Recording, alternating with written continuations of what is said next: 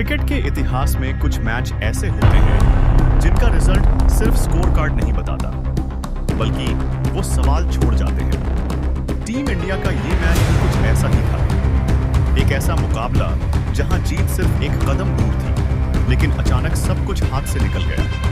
Fans को समझ ही नहीं आया कि हुआ क्या, कब हुआ और कैसे हुआ। जब टीम इंडिया 270 रन पर 6 विकेट पर टिकी, तब शायद ही किसी ने सोचा होगा कि यहां से मैच हार सकते हैं। क्रीज पर विराट कोहली खड़े थे, पूरे आत्मविश्वास के साथ। उनका बल्ला चल रहा था, टाइमिंग शानदार थी और सबसे बड़ी बात, वो नाबाद थे।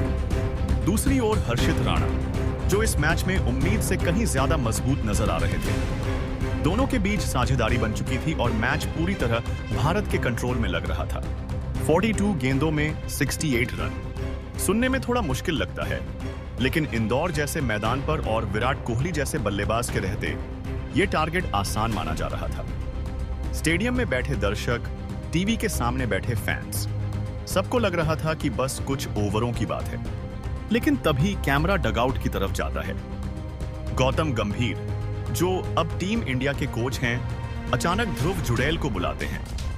दोनों के बीच कुछ सेकंड की बातचीत होती है।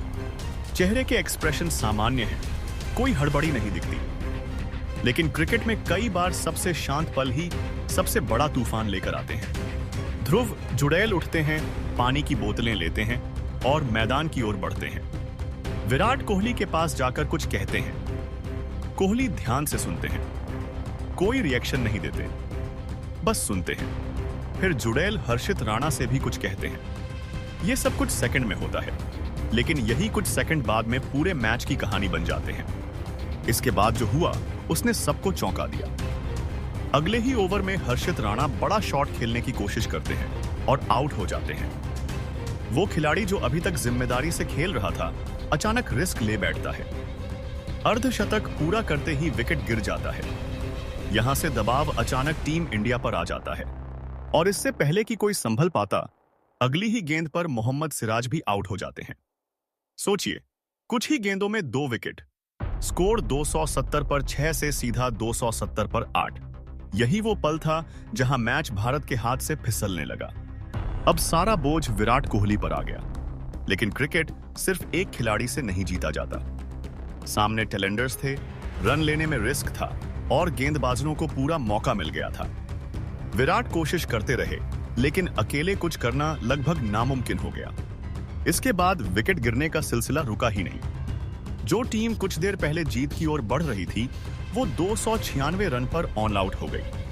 सिर्फ 26 रन के अंदर 4 विकेट गिर गए।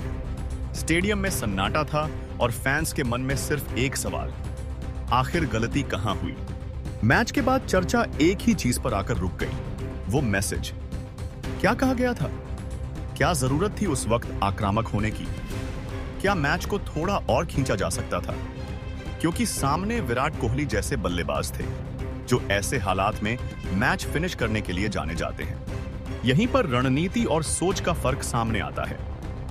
कुछ लोग मानते हैं कि मैच को जल्दी खत्म करना सही होता है, वहीं कुछ का मानना है कि विकेट हाथ में रखकर आखिरी ओवर तक जाना ज्यादा सुरक्षित होता है। इस मैच में शायद यही कंफ्यूजन भारी पड़ गया। ये हार सिर्फ एक मैच की हार नहीं थी, बल्कि एक सबक भी थी कि क्रिकेट में सिर्फ ताकत नहीं, धैर्य भी उतना ही जरूरी है। सही समय पर सही फैसला ही मैच जिताता है और कभी-कभी ज्यादा जल्दी करने की कोशिश नुकसान कर जाती है।